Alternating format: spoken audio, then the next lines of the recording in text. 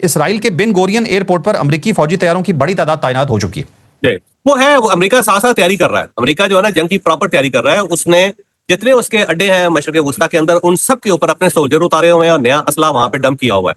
साथ ही उसकी नेवी जो है ना वो एक्टिव है, वो आपको पता है। इसराइल को उसने बड़े लेवल पे हथियार दिए और मिसाइल्स भी दिए और टेक्नोलॉजी भी दी है। बस आज नए आयरन डोम जो है ना वो इसराइल के अंदर भी हो गए हैं, इंप्लीमेंट हो गए हैं, और मशरक़ वस्ता के अंदर भी हो गए हैं। और साथ साथ पार्टी तौर पर उसने चाइना को एंगेज कर लिया है ताइवान के इशू के ऊपर, उसका जो दिफाई मुआहदा है उसको मुअत्तल करके।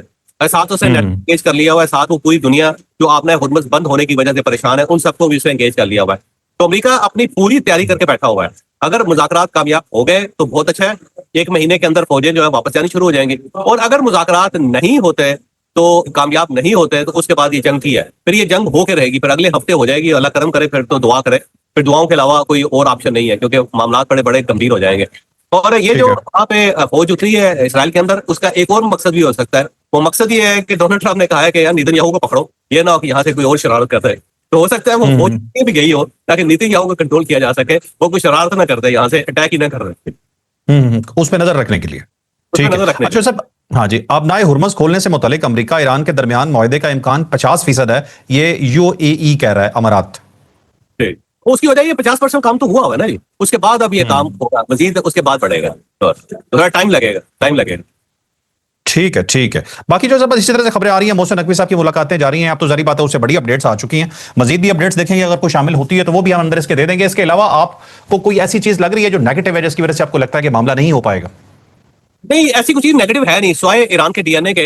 ईरान चीजों को लंबा कर देता है, और ये इनका डीएनए, अगर आप इसको हिस्ट्री पढ़े ना इनकी, तो ये बड़ा स्लोली चलने वाले लोग हैं। वो अलेक्जेंडर जब आया था ना, उसका अगर आप देखें तो अलेक्जेंडर आ गया और उसके बाद उसे ईरान की मत मारनी शुरू कर दी। तो इनके पास 2 ऑप्शन थे, जंग लड़ते या मुज़ाकरात करते। तो कभी मुज़ाकरात करते थे, कभी जंग लड़ लेते थे, कभी जंग लड़ लेते थे, कभी मुज़ाकरात कर लेते थे। और उसका नतीजा ये निकला कि दारोश जो था, दारियोश, वो मारा गया जी, और बड़ी बुरी हालत में मारा गया, अपनी फौज के हाथों मारा गया वो। और जो उसकी बेटी थी दारियोश की, रुखसाना उसका नाम था, उसको वो ले गया अलेक्जेंडर, और उसमें से बच्चे भी पैदा हो गए। तो वो इतना लंबा उसने इस काम को कर दिया कि जो मामला था वो सेटल नहीं हो सका। तो ईरानियों का ये मसला है। mesela इराक के साथ भी 10 साल तक लड़ते रहे। वो जंग जो बड़ी आसानी से साल 6 महीने में खत्म हो सकती थी, इन्होंने 10 साल उसको भी लगाया।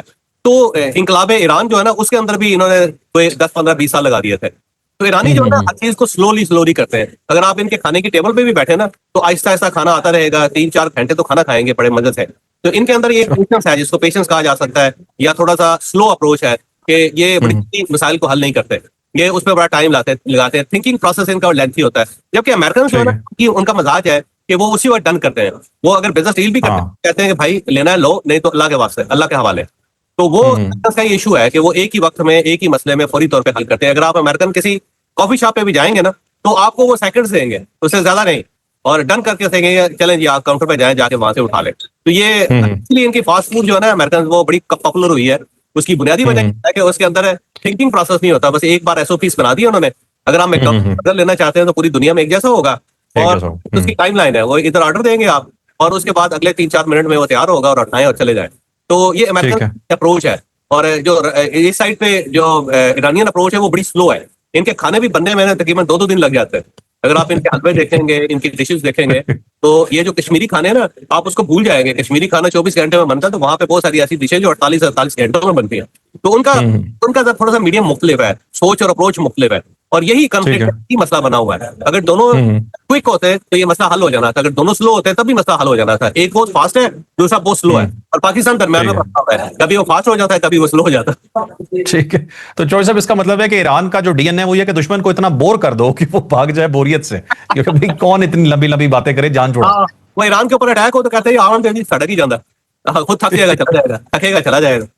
जैसे ये बारे में कहते हैं ना, कि उनके बारे में भी ये कहते हैं कि तफसील वो कहते हैं वो दूसरी जंग अज़ीम में बंदूकें धूप में रख के बैठ गए थे, उन्होंने कहा जी चलाक नहीं रहे, उन्होंने कहा जी तब तफसी थे ठुस कर, यानी जब तब जाए गर्म होगी धूप में, खुद ही खिल जाएगी। तो सेम इसी तरह ईरानियों को ये है कि वो इंतजार करते रहते हैं कि खुद बहुत ही मसला हल हो जाएगा, कितना अर्सा कर ले, आगे मारते हैं, जिसको कहते हैं ना। जैसे ने कहा था ना कि उसकी पूरी चढ़ गई उसकी बनियान के ऊपर, तो जब वो कान के करीब पहुंचती थी तो वो अपनी बनियान जो था उसको उतार के उल्टी पहन लेता था। तो उसने कहा जी अब सरदार जी ये क्यों कर रहे हैं? कहता है जू को थका रहा हूँ, अब ये नए सिरे से सफर करेगी, फिर कान के पास आएगी, फिर मैं उतार के फिर मैं पहन लूंगा।